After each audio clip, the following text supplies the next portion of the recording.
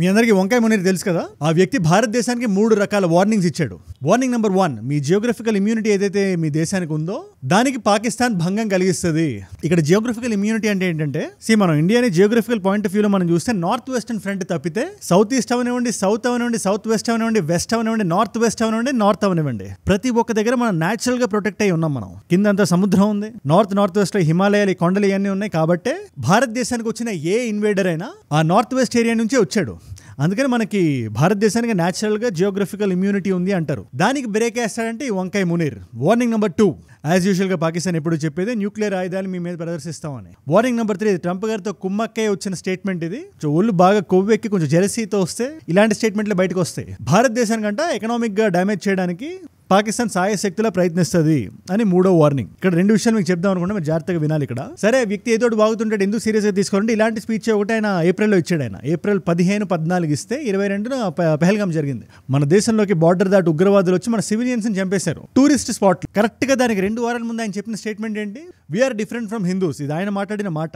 భారతదేశం పాకిస్తాన్ ఫండమెంటల్ గా ఒకటి కాదు, కాశ్మీర్ అనేది పాకిస్తాన్ యొక్క జగ్యులర్ వెయిన్ అని జనాలు రెచ్చగొట్టాడు. బ్యాక్గ్రౌండ్ లో ప్లాన్ చేశాడు, పెహల్గాం జరిగింది.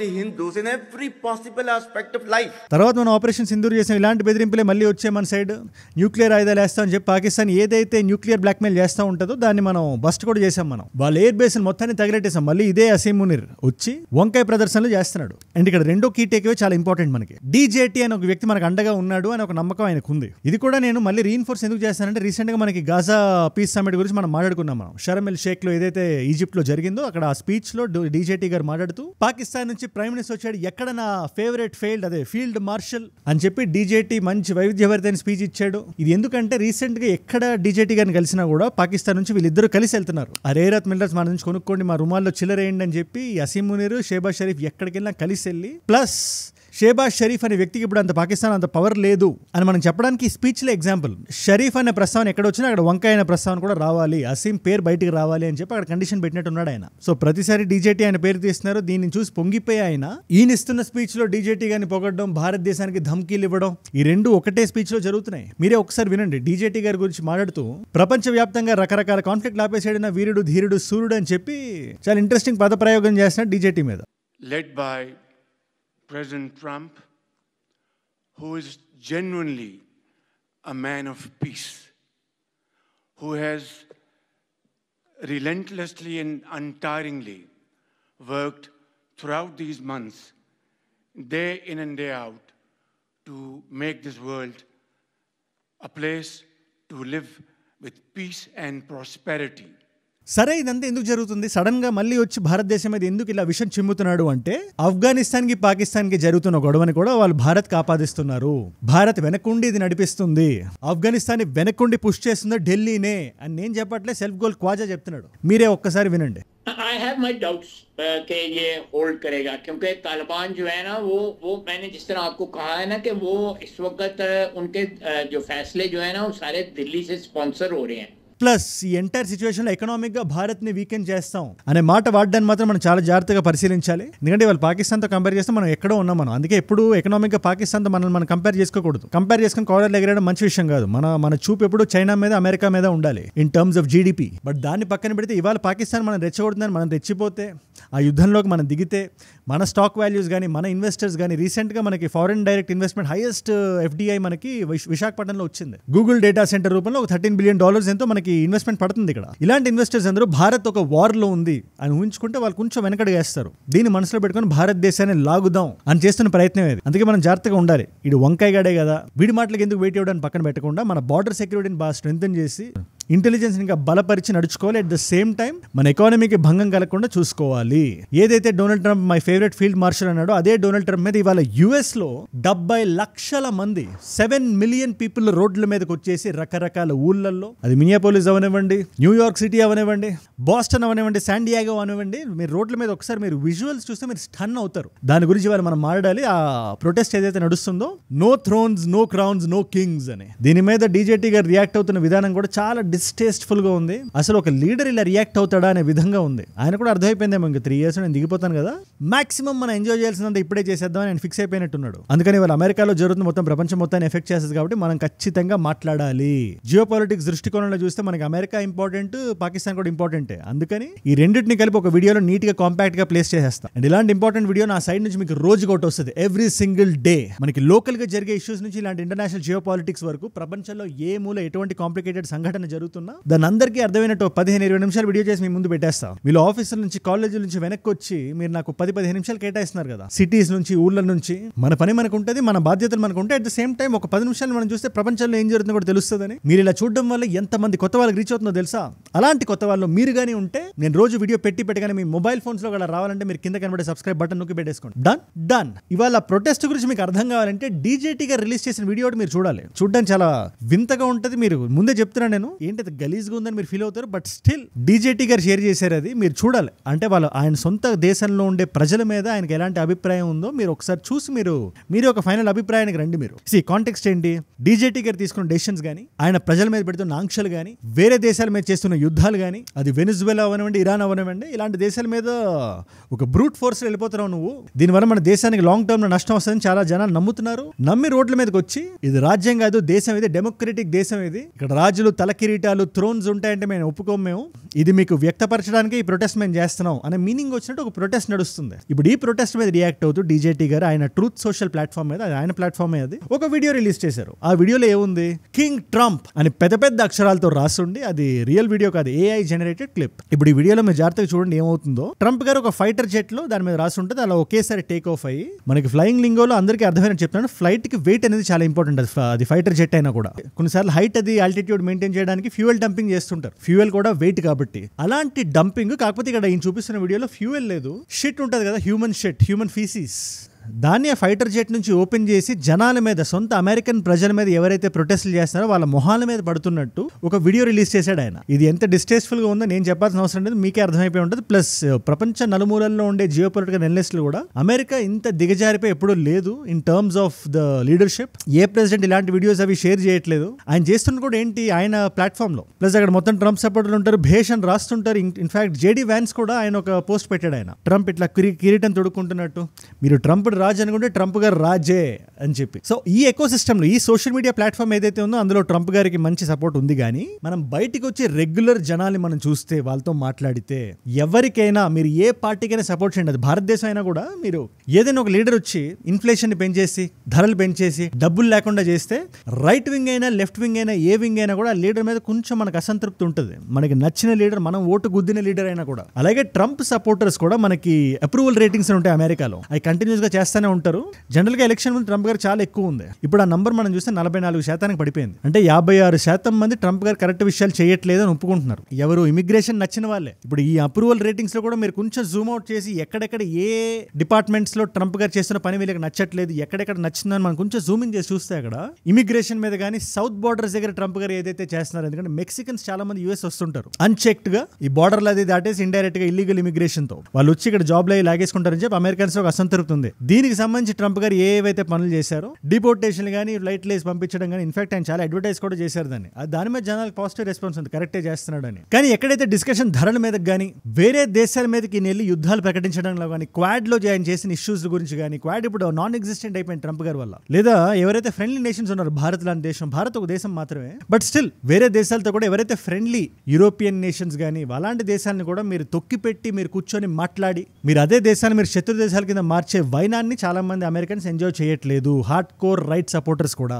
అది మనకి అప్రూవల్ రేటింగ్స్ లో కనబడుతుంది. డీజేటీ గారు దాని మీద కొంచెం అసంతృప్తిగా ఉన్నారు. ఇన్ఫాక్ట్ ఆయన ఫస్ట్ టర్మ్ లో కూడా ఇలాంటి ప్రొటెస్ట్లు చాలా జరిగినాయి. ఆయన ఎవరు చనిపోయినప్పుడు జార్జ్ ఫ్రాయిడ్ అనుకుంటా, ఆయన పేరు ఎగ్జాక్ట్ గా నాకు టక్ అని గుర్తురావట్లేదు. ఆయన బంకర్ కింద దాక్కునే పరిస్థితి వచ్చింది, అంత భయాందోళనకు గురయ్యారు ఆయన. తర్వాత క్యాపిటల్ లో ఆయన ఏం చేశారు మనం అందరం చూసాం. ఆయన వన్స్ ఓడిపోయిన తర్వాత ఇవన్నీ రిగ్డ్ ఇవి, ఎలక్షన్ మొత్తంలో చాలా స్కామ్ జరిగింది ఇక్కడ అని చెప్పి జనాల్ని వైలెన్స్ కి ఇన్సైట్ చేసి, క్యాపిటల్ మీదకి తోసేసి, పుష్ చేసి, అక్కడ ఎంతో వైలెన్స్ జరిగి, ఈ గోల మొత్తంలో కాలంలో ఇలాంటి ట్రూత్ సోషల్ పోస్టులు పెట్టడం మీద మీ అభిప్రాయం అంటే నాకు కింద కామెంట్స్ లో ఖచ్చితంగా రాయండి. మీరు ఒకవేళ అమెరికాలో ఉంటే మీరు చూస్తుంటారు ప్రొటెస్ట్ ఎలా జరుగుతుంది, ఏం జరుగుతుంది అని. ఈ సిటీస్ లో ఎక్కడైతే జనాలు రోడ్ల మీదకి వచ్చారో అది ఎలా జరుగుతుందో కూడా కింద కామెంట్స్ లో మాకు చెప్పండి, తెలియజేయండి ఎవరైతే అక్కడ ఆన్ గ్రౌండ్ ఉన్నారో. ఇవన్నీ కాకుండా ఇంకొక 2 విషయాలు జరుగుతున్నాయి, మీరు జాగ్రత్తగా వినాలి. ఇది మీరు ఒకసారి ఎప్పుడైనా డీజేటీ గారిని మీరు చూస్తే మీకు ఒక ఫీలింగ్ వస్తుంది. ఏదైతే క్యాపిటలిస్టిక్ స్పిరిట్ లో అమెరికా ముందుకెళ్తుందో ఆయన సొంత స్వలాభాలకు ఆయన ఏదైనా చేస్తారు బిజినెస్ పరంగా. బట్ అక్కడ ఉండే అమెరికన్ కంపెనీస్ గానీ ఎక్కువ డబ్బులు చేసుకుంటున్నా, బయట దేశాల్లోకి వెళ్ళి వాళ్ళ కంపెనీస్ పెట్టినా, అవుట్ సోర్స్ చేసుకుంటున్న టాలెంట్ ని ఈయనకి ఎక్కడో నచ్చట్లేదు. ఇన్ఫాక్ట్ రీసెంట్ గా ఇంటెల్లో 10%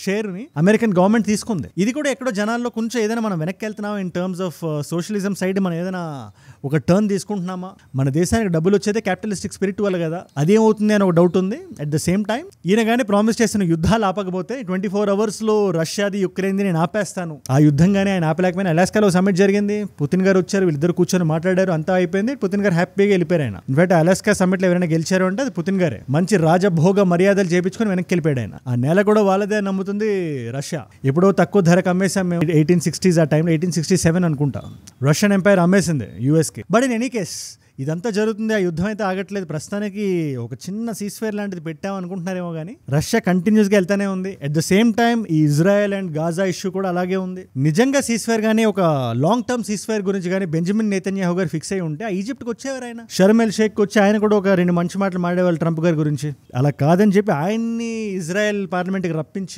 ఇజ్రాయెల్ ఆయనతో పొగిడించి, నా కూతురు మతం మారింది అని చెప్పించి, అందరితో క్లాప్స్ కొట్టించి, ఇజ్రాయెల్ కూడా ట్రంప్ గారిని వాడుకుంటూ తద్వారా యుఎస్ ని వాడుకుంటుందని యుఎస్ ఇవాళ ఫీల్ అవుతుంది. ప్లస్ ఈయన ఎవరిని పొగుడుతున్నారు? వంకాయ Munir, my favourite field marshal అని చెప్పి పొగిడాడు ఆయన. వెనకాతల ఆయన ఉన్నాడు, మన షెహబాజ్ ఉన్నాడు. షెహబాజ్ అని చూసి కూడా చెప్పాడు అదే మాట. ఈ పాకిస్తాన్ ఏ పాకిస్తాన్ మీరు చెప్పండి? అమెరికా ఏం కళ్ళు మూసుకుపోయి లేదు కదా. 3 దేశాల ఫ్లాగ్స్ ని కంటిన్యూస్ గా తగలబెడుతుంటది పాకిస్తాన్. Number 1 is Israel. ఎందుకు? వాళ్ళకి పాకిస్తాన్ ఫలస్తీన్ భాయ్ భాయ్ అనుకుంటారు. రెండో దేశం భారతదేశం. ఆబ్వియస్లీ కొన్ని దశాబ్దాలుగా గొడవలు జరుగుతున్నాయి. ప్లస్ భారతదేశంతో ఇలాంటి వైరం పెట్టుకోకపోతే అలాంటి దేశం ఉండాల్సిన అవసరం లేదు. ఫస్ట్ ఆఫ్ ఆల్ వంకాయని దింపేస్తారు, అక్కడ డెమోక్రసీని దింపేస్తారు, అది అక్కడ లీడర్షిప్ కి నచ్చదు. సో కంటిన్యూస్ గా భారతదేశంతో గొడవ పడుతూనే ఉండాలి, ఇలాంటి ధమ్కీలు ఇస్తానే ఉండాలి, మాటలు మాట్లాడుతూనే ఉండాలి, వార్నింగ్లు ఇవాళ కొత్తగా మళ్ళీ ఇవాళ కూడా ఇచ్చాడు కదా, అలా ఇస్తానే ఉండాలి. మూడో దేశం అమెరికా. ఆ విషయం అమెరికా కూడా తెలుసు. అమెరికా ఫ్లాగ్ ని కూడా తగలబెడుతుంటారు, పెద్ద పెద్ద స్లోగన్స్ ఏవో అంటుంటారు, అమెరికా చావాలి అని చెప్తుంటారు. అలాంటి పాకిస్తాన్ లీడర్షిప్ ని ఈయన my best friend, my close friend, my జిగిరి దోస్త్. To say my favorite field marshal from Pakistan, who's not here, but the Prime Minister is here and you're going to give his regards. అంటే వాళ్ళు ఎలా feel అవుతారు మీరే చెప్పండి. ఆయన approval ratings కింద పడవా? పడ్డాయి. ప్రొటెస్ట్ జరగదా? జరుగుతుంది. దానికి ఒక పేరు పెట్టరా? పెట్టారు. నో క్రౌన్స్ అన్నారు, నో థ్రోన్స్ అన్నారు, నో కింగ్స్ అన్నారు. దాన్ని వెటకారంగా ట్రంప్ గారు చూడడం ఇక్కడ కొంచెం గమనార్హం మనందరికీ. ఏ లీడర్ ప్రపంచంలో ఎక్కడ రాజ్యాన్నేలే రాజులు కూడా ప్రజల గురించి ఏమైనా తప్పుగా బిహైండ్ క్లోజ్ డోర్స్ ఏమైనా అనుకుంటారేమో కానీ మనమే ఎదగాలి అని చెప్పి ఇలా బయటకు వచ్చి బహిరంగంగా పోస్టులు పెట్టరు. ప్లస్ ట్రంప్ గారు ఆయన వొకాబులరీలో రూల్ చేయడం మొదలుపెట్టి ఓన్లీ 1 year అయింది, ఇంకో 3 years ఉంది. కాబట్టి మన జాగ్రత్తలో మనం ఉండాలి. రివర్స్ ఇంజనీరింగ్ అనే విషయాన్ని మనం పుణికిపుచ్చుకోవాలి. ఫర్ ఎగ్జాంపుల్, మీలో ఎంతమంది నా వీడియోస్ డైలీ ఫాలో అవుతున్నప్పుడు ఎంతమంది PL-15E అనే మిజైల్ గురించి మీరు వినే ఉంటారు కదా. అప్పట్లో మన సింధూర్ మీద వీడియోస్ చేసినప్పుడు మిజైల్స్ పాకిస్తాన్ భారతదేశం మీద చాలా వేయడానికి ప్రయత్నించింది. ఏ ఒక్క మిజైల్ సరిగ్గా కొట్టలేదు. మన ఎయిర్ డిఫెన్స్ ఎక్విప్మెంట్ ని మనం వాడుకొని S-400 ముఖ్యంగా అదో చాలా వరకు మిజైల్స్ మనం కొట్టాం. అందులో ఒక మిజైల్ కింద పడినప్పుడు అది పేలలేదు. ఆ మిజైల్ పేరే PL-15E. 4-5 months బ్యాక్ దీని గురించి మనం మాట్లాడాం. మీలో చాలా మంది గుర్తుండే ఉంటుంది. ఇప్పుడు ఈ PL-15E మీద మన DRDO రివర్స్ ఇంజనీరింగ్ చేస్తుంది. అది ఏంటి, ఎందుకు, ఎలా అంటే డిఫరెంట్ దేశాలకి డిఫరెంట్ టెక్నాలజీస్ ఉంటాయి. అండ్ ఈ మిజైల్స్ కానీ, ఎయిర్ డిఫెన్స్ సిస్టమ్స్ కానీ, జెట్స్ కానీ దేశాలకి అది రక్షణ లాంటిది. అది ఎలా తయారు చేశారు, ఏం టెక్నాలజీ వాడారు, అది ఎలా కుదిరింది, దాని వెనకాల ఉండే సైన్స్ ఏంటి, ఇది బయట ప్రపంచానికి ఏ దేశం చెప్పదు. అమ్మినా కూడా టెక్నాలజీని ఇవ్వదు. కానీ ఇలా దొరికిపోయినప్పుడు ఇది చైనీస్ మిసైల్, ఇది పాకిస్తాన్ చేతిలో పెడితే వాడు వచ్చి మన చేతిలో పెట్టాడు. ఇప్పుడు మనం దాన్ని రివర్స్ ఇంజనీరింగ్ చేస్తాం. దాని వెనకాల చాలా టెక్నాలజీ ఉంది. అదేంటో మీకు చెప్తాను. కానీ దానికన్నా ముందు రివర్స్ ఇంజనీరింగ్ చేయడం వల్ల ఉండే లాభాలు ఏంటో మీకు చెప్తారు. రివర్స్ ఇంజనీరింగ్ అంటే కాపీయింగ్ కాదు. ఫర్ ఎగ్జాంపుల్, మనకి అస్త్రా Mark 2 ఉంది, మన హోమ్ గ్రౌండ్ ఇండిజినియస్ మిసైల్. అది అందులో కొన్ని లాభాలు ఉంటాయి, కొన్ని బెనిఫిట్స్ ఉంటాయి, కొంత పుష్ ఉంటుంది. దాంట్లోకి ఈ టెక్నాలజీని కూడా యాడ్ చేస్తే దీనికన్నా స్ట్రాంగ్ అవుతుంది. మీకు ఇది సినిమాల ఎగ్జాంపుల్తో చెప్తాను, మీరు చాలా ఇంట్రెస్టింగ్ ఉంటుంది. ఇది రివర్స్ ఇంజనీరింగ్ అంటే ఏంటో మీకు అర్థమైపోతుంది. మీరు చాలా మంది రిషబ్ శెట్టి గారి పేరు వినే ఉంటారుగా. ఆయన కాంతారా సినిమా హీరో. ఆయన హీరోగా చేయకముందు ఆయన ఒక డైరెక్టర్ సినిమాలకి. ఆయన చేసిన సినిమాల్లో ఒక సినిమా పేరు కిరిక్ పార్టీ. కన్నడలో చాలా పెద్ద హిట్ అయింది. I think it's an industry hit, నాకు నాకు తెలియదు, ఐ డోంట్ కోట్ మీ, ఇది కేజీఎఫ్ కన్నా ముందు వచ్చిన సినిమా ఇది. సో ఈ సినిమా జెనసిస్ చాలా ఇంట్రెస్టింగ్ అనిపిస్తుంది మీకు. ప్రేమం అనే సినిమా మలయాళం ఇండస్ట్రీలో ఒకటి వచ్చింది, అది అక్కడ ఇండస్ట్రీ హిట్ ఆ సినిమా. ఈ కాలేజ్ రిలేటబిలిటీ ఫ్యాక్టర్ లో ముగ్గురు లవ్ స్టోరీస్ ఉంటే మనకి ఆటోగ్రాఫ్ అనే సినిమా ఎలా ఉంటుంది రవితేజ గారిది, అలాంటి సినిమా అక్కడ. ఆ సినిమా రిషబ్ శెట్టి గారికి బాగా నచ్చింది, మలయాళంకి వెళ్ళి ఆ రీమేక్ రైట్స్ అడిగారు ఆయన, రక్షిత్ శెట్టి గారిని పెట్టి తీద్దామని. అప్పుడు వాళ్ళు చెప్పిన రేట్ నాకు చాలా ఎక్కువ అనిపించింది, లేదు ఇలా కాదు ఇది మనకి టూ మచ్ ఇది అని చెప్పి వెనక్కి వచ్చి ఆ సినిమాని బ్రేక్ డౌన్ చేసి రివర్స్ ఇంజనీరింగ్ చేసి కిరిక్ పార్టీ అనే సినిమా తీశారు. ఇప్పుడు కిరిక్ పార్టీ చూస్తే ప్రేమం సినిమా స్టోరీ కాదు అది, బట్ అందులో ఏ ఎలిమెంట్స్ అయితే వర్కౌట్ అయినాయో, డిఫరెంట్ లుక్స్ ఉండడం హీరోకి, డిఫరెంట్ ఫేజెస్ ఉండడం, డిఫరెంట్ హీరోయిన్స్ ఉండడం, ఇదంతా పెట్టి ఒక కొత్త స్టోరీని వండారు. ఫండమెంటల్ గా చూసుకుంటే రెండు డిఫరెంట్ సినిమాలు, ఇది హిట్ అయింది, ఇది హిట్ అయింది, రెండు ఇండస్ట్రీ హిట్స్ అయినాయి. కానీ దీంట్లో ఉండే సైన్స్ ని రివర్స్ ఇంజనీరింగ్ చేసి ఇంకా కొత్త ప్రోడక్ట్ ని వాళ్ళు మార్కెట్ లో పెట్టారు. దీన్నే మనం డిఫెన్స్ ఎక్విప్మెంట్ లో చేస్తున్నాం. చైనా ఏదైతే కష్టపడి చాలా సంవత్సరాలుగా డెవలప్ చేసి పెట్టిందో ఆ టెక్నాలజీ లోపల ఉండే ఆ రేడార్లు కానీ, యాక్టివ్ రేడార్ సిస్టమ్ అంటున్నారు లోపల ఉండేది. మీకు సింపుల్ గా చెప్పాలంటే ఈ రెండు మిజైల్స్ ఏవైతే ఉన్నాయో, మనది అస్త్రా మార్క్ 2, వాళ్ళది PL-15E. ఇక్కడ ఈ అంటే ఎక్స్పోర్ట్. ఈ PL-15E లో ఈ పీకేస్తే అది చాలా స్ట్రాంగర్ మిజైల్, అది చైనా వాడుతుంటది. ఇప్పుడు దాంట్లో ఎక్స్పోర్ట్ వేరియేషన్ రెడీ చేసి ఇంకా కొంచెం వీక్ గా ఉంటుంది కంపారిటివ్ టు ఒరిజినల్ మిజైల్, అది పాకిస్తాన్కి ఇచ్చింది. కానీ కోర్ ఫిలాసఫీ ఏదైతే కాన్స్ట్రక్ట్ లో ఉంటుందో అది సేమ్ ఉంటుంది, దాన్ని మనం రెడీ చేస్తున్నాం. పాకిస్తాన్ కూడా మనకు ధమ్కి ఇచ్చింది ఒక 3-4 years బ్యాక్. బ్రహ్మోస్ మంది ఒకటి వెళ్ళి పాకిస్తాన్ ల్యాండ్ అయింది ఇలాగే, మేము రివర్స్ ఇంజనీరింగ్ చేస్తాం చూడండి అని చెప్పి భుజాలు ఎగరేశారు. కానీ ఫైనల్ గా ఏం జరిగింది, ఏం జరగలేదు. ఎందుకంటే రివర్స్ ఇంజనీరింగ్ చేయాలంటే ముందు ఇంజనీర్ అయి ఉండాలి, ఇంజనీరింగ్ తెలిసి ఉండాలి, ముఖ్యంగా డిఫెన్స్ ఎక్విప్మెంట్ కి. అంత టాలెంట్ పాకిస్తాన్ లో లేకపోవడం వల్ల, మనది పేలిపోవడం వల్ల ఫైనల్ గా అది వాళ్ళు చేయలేకపోయారు. బట్ ఇప్పుడు ఈ పర్టికులర్ PL-15E లో మనకి ఇంటాక్ట్ మిజైల్ ఉంది కాబట్టి అందులో ఏ టెక్నాలజీస్ అయితే ఉంటాయో, ఫర్ ఎగ్జాంపుల్ మనది 130 to 160 kilometers రేంజ్ ఉంది, వాళ్ళది 140 to 170, మనది కొంచెం తక్కువ. కాకపోతే వాళ్ళ దగ్గర ఉండే రేడార్ సిస్టమ్ మనకన్నా కొంచెం ఎక్కువ. మినియేచర్ యాక్టివ్ ఎలక్ట్రానికలీ స్కాన్డ్ అరే, దాని పేరు కొంచెం వెరైటీ ఉంటుంది, బట్ స్టిల్ బెటర్ అని చెప్పి మీరు మైండ్ లో పెట్టేసుకోండి. అది మనం తీసుకొని మన దగ్గర ఆల్రెడీ ఉండే ఒక ఇండిజినియస్ మిసైల్ లో మనం పెట్టగలిగితే first of all range better అవుతుంది, మనకు 200+ kilometers రేంజ్ కొట్టొచ్చు. ఎందుకు ఆల్రెడీ మన దగ్గర ఒక బెనిఫిట్ ఉంది, దాని తర్వాత దీంట్లో ఉండే బెనిఫిట్ యాడ్ చేస్తున్నాం మనం. అట్ ద సేమ్ టైం అది Mach 5 స్పీడ్ లో కొట్టగలుగుతుంది అని చెప్పి ఒక టాక్ నడుస్తుంది. ఆ స్పీడ్ లో కూడా మనం టచ్ చేస్తే అది మనకి బెనిఫిట్. ఏదేదో మనం కొత్తగా చేస్తున్న విషయం ఏం కాదు, అలా ఎలా చేస్తాం చైనా టెక్నాలజీ అది ఇది అంటే, చైనానే అమెరికన్ టెక్నాలజీ ఇలాంటివి చాలా లేపేసింది. అమెరికా స్మార్ట్ ఫోన్స్ నుంచి లాగేసి దానికన్నా బెటర్ గా చేసేసి ఇంకా చీపర్ వేరియంట్స్ బయటకు వదిలేస్తుంటారు. చాట్ జీపీటీని చూసి మనం అదేదో దింపారు కదా డీప్ సీక్ అని, అలాంటిది అనుకోండి. ఇంకా సింపుల్ గా చెప్పాలంటే చైనాకి తైవాన్కి గొడవ అయ్యేది, ఇప్పటికీ నడుస్తుంది. తైవాన్ వాళ్ళదే అంటారు చైనా వాళ్ళు, అమెరికా అలా ఎలా అంటారు మాకు కుదరదు, మా సెమీ కండక్టర్స్ అన్ని తైవాన్ నుంచి వస్తున్నాయి, తైవాన్కి సపోర్ట్. చైనాకి సపోర్ట్ గా రష్యా ఉంది. మనం కొన్ని దశాబ్దాలు వెనక్కి వెళ్తే 1958 ఆ టైంలో ఇలాగే తైవాన్ మీదకి చైనా ట్రూప్స్ అనేది డిప్లాయ్ చేస్తే అమెరికా వచ్చింది, అడ్డంగా వచ్చి నిలబడి మిజైల్స్ గట్రా కొట్టింది. అలా కొట్టినప్పుడు కొన్ని మిజైల్స్ కింద పడినాయి. కొన్ని జెట్స్ మీదకి ఎయిర్ ఫ్రేమ్ అని ఉంటుంది, అక్కడ ఎయిర్ ఫ్రేమ్ లోకి మిజైల్స్ గుచ్చుకొని అది పేలకుండా అలానే ఉండిపోయినాయి. ఆ మిజైల్స్ పేరు కూడా ఏదో ఉంటుంది, AIM-7, AIM-9, side seeker, sparrow అని చెప్పి 2 పేర్లు పెట్టుకున్నారు వాళ్ళు. ఓకే, ఇప్పుడు ఈ 2 మిజైల్స్ వెళ్ళి అక్కడ ఇరుక్కొని దాన్ని సైంటిస్టులు బయటికి లాగి, చైనా వాళ్ళ దగ్గర అప్పుడు అంత టెక్నాలజీ లేదు, రష్యాని పిలిచి రష్యాకి ఇప్పించి రష్యా దాన్ని డెవలప్ చేసి K-30 మిజైల్ కింద మార్చి కొన్ని దశాబ్దాలు ఆ పర్టికులర్ అది స్టార్ ఐటమ్ అది వాళ్ళ మిజైల్స్ లో K-30 అనేది. మీరు ఒకసారి గూగుల్ చేయండి, K-30 మిజైల్ అంటే అమెరికా నుంచి లేపేసిన మిజైల్, అది అమెరికా మీదే వాడిన మిజైల్స్ అవి. సరే దాన్ని పక్కన పెట్టండి. 2011-12 ఆ టైంలో ఇరాన్ మీదకి అమెరికా ఒక డ్రోన్ పంపించింది, RQ-170 HQ-170 దాని పేరు, ఒక డ్రోన్ లాంటిది అది. ఆ డ్రోన్ వాళ్ళకి దొరికిందని దాన్ని రివర్స్ ఇంజనీరింగ్ చేసి దానికన్నా బెటర్ డ్రోన్ ఒకటి పెట్టి దాన్ని మళ్ళీ అమెరికా మీద వాడారు. America will not be happy about this, array అనవసరంగా దొరికిపోయాం అనుకుంటుంది. కానీ ఇది యుద్ధ నీతి, ఇది అంతే. యుద్ధంలో దేర్ ఆర్ నో రూల్స్. మన దేశపు ఇంట్రెస్ట్ మాత్రమే మనకు ముందు వస్తుంది. మొన్న SCOకి వెళ్ళాం కదా, చైనాతో మనం ఫ్రెండ్లీగా ఉందాం, వాళ్ళ PL-15 పూల్లో పెట్టి మళ్ళీ వాళ్ళకే ఇచ్చేద్దాం అంటే కుదరదు. ఇక్కడ చైనా కూడా ఛాన్స్ కోసం దొరుకుతుంటుంది, ఎక్కడ భారతదేశాన్ని లాగేద్దామని. ఇప్పటికే నార్త్ ఈస్ట్ లో చాలా ఊర్ల పేర్లు మార్చేసుకొని నాదే అని చెప్పి పిలుచుకుంటుంది, ఇదే చైనా. అందుకని చైనాతో కూడా మనం చాలా జాగ్రత్తగా ఉండాలి. దీని మీద మీరేమంటారు నాకు కింద కామెంట్స్ లో ఖచ్చితంగా రాయండి. ఇవాళ మనం జియోపొలిటికల్ మీకు మొత్తం అర్థమైంది కాబట్టి క్వశ్చన్ అడుగుతున్నాం మిమ్మల్ని. చైనాకి సెమీ కండక్టర్ టెక్నాలజీ ఇవ్వకుండా US పెట్టిన ఆంక్షల పేరేంటి? ఆ ఆంక్ష పేరేంటి? చైనాకి యాక్సెస్ లేకుండా US ఆపింది ఒక పాలసీని పెట్టి, ఆ పాలసీ పేరు option A Indo Pacific economic framework, option B AUKUS pact, option C belt and road initiative, option D chips and science act. మీకు తెలిసే సమాధానం కింద రాయండి, లేకపోతే ఇన్స్టాగ్రామ్కి వచ్చేసేయండి, అక్కడ అజయ్ ఫ్రమ్ ఏజుడ్ అని ఉంటుంది, అజయ్ ఫ్రమ్ అని మీరు రాస్తే పక్కన వచ్చేస్తుంది. It's verified profile, tick mark ఉంటుంది, 1+ మిలియన్ ఫాలోవర్స్ ఉంటారు. మీరు టక్ అని వచ్చేయచ్చు, అక్కడ ఇలాంటి వీడియోస్ ని రీల్స్ లా చూడొచ్చు. నా లైఫ్ లో నా చుట్టూ ఏమైనా జరుగుతున్నా, నాకు ఏదైనా వీడియో ఐడియా టాపిక్ ఇద్దాం అనుకున్న లేటెస్ట్ న్యూస్ ని మీరు స్టోరీస్ లో చూద్దాం అనుకున్నా, ఇట్స్ అ గ్రేట్ ప్లేస్ అన్నట్టు. క్వశ్చన్ ఆన్సర్ అక్కడ లేకపోతే ఏజూడ్ రీల్స్ అని మన టీం నడుపుతున్న పేజే చెప్పేస్తా వాళ్ళని పెట్టేమని. అండ్ బై ద వే ఏజూడ్ గ్లోబల్ మీ నాన్ తెలుగు ఫ్రెండ్స్ కి నా కైండ్ ఆఫ్ వీడియోస్ మీరు షేర్ చేద్దాం అనుకుంటే ఖచ్చితంగా దాన్ని ఫాలో కొట్టండి. ఏజూడ్ అన్ఫిల్టర్డ్ అని చెప్పి fashion, life style, fitness content కూడా మళ్ళీ నేను వెనక్కి తెచ్చి దాన్ని నీట్గా రీప్యాకేజ్ చేసి మీ ముందు పెడుతున్నా ఒక కొత్త స్టైల్తో. దాన్ని కూడా మీరు ఫాలో అవుదాం అనుకుంటే definitely support and subscribe. Your growing horizontally. And మీరు ఇక్కడ దాకా నా వీడియోలో వచ్చారంటే నా వీడియోస్ మిమ్మల్ని ఆకట్టుకుంటున్నాయి, ఒక వాల్యూ పొందుతున్నారు. Thank you so much for that. మీరు ఇస్తున్న ఈ వాచ్ టైం, రిటెన్షన్ ఏదైతే ఉందో రోజు నన్ను ప్రాణం పెట్టి పనిచేయడానికి, నిర్భయంగా నిర్మోహమాటంగా మాట్లాడడానికి నన్ను ప్రేరేపిస్తుంది. దానికి మీరే నా ప్రేరణ. Yo my inspiration. కాలేజీ నుంచి, ఆఫీస్ నుంచి, వెనక్కి వచ్చి సిటీల నుంచి, ఊళ్ళ నుంచి రోజు 10 నిమిషాలు స్పెండ్ చేద్దాం మన రెస్పాన్సిబిలిటీస్ తో పాటు, చుట్టూ మన దగ్గర జరుగుతున్న సంఘటనలతో పాటు, మన రిలేషన్షిప్స్ తో పాటు ఈ 10 minutes కూడా మనకి హెల్ప్ అవుతుంది అని మీరు అనుకుంటున్నారు కదా. దానివల్ల ఎంతమంది కొత్త వాళ్ళకి రీచ్ అవుతుందో తెలుసా? అలాంటి కొత్త వాళ్ళు మీరు కానీ ఉంటే రోజు నా వీడియో ఒకటి వస్తుంది. అది రాగానే మీ మొబైల్ ఫోన్స్ లో అలా నోటిఫికేషన్ వచ్చేయాలంటే మీరు చేయాల్సిన పని ఒకటే, అండ్ ఇట్స్ ఫ్రీ. కింద కనబడే సబ్స్క్రైబ్ బటన్ నొక్కి పెట్టేసుకోండి.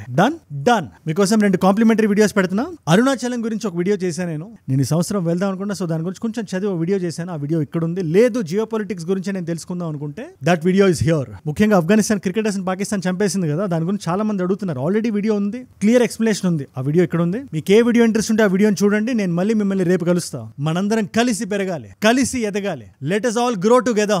Let us all rise together. Rise above ignorance, rise above arrogance, rise above hate. ఏజూడ్ అంటే మనం. జై హింద్, జై భారత్, జై ఆంజనేయ, ఓం నమః శివాయ.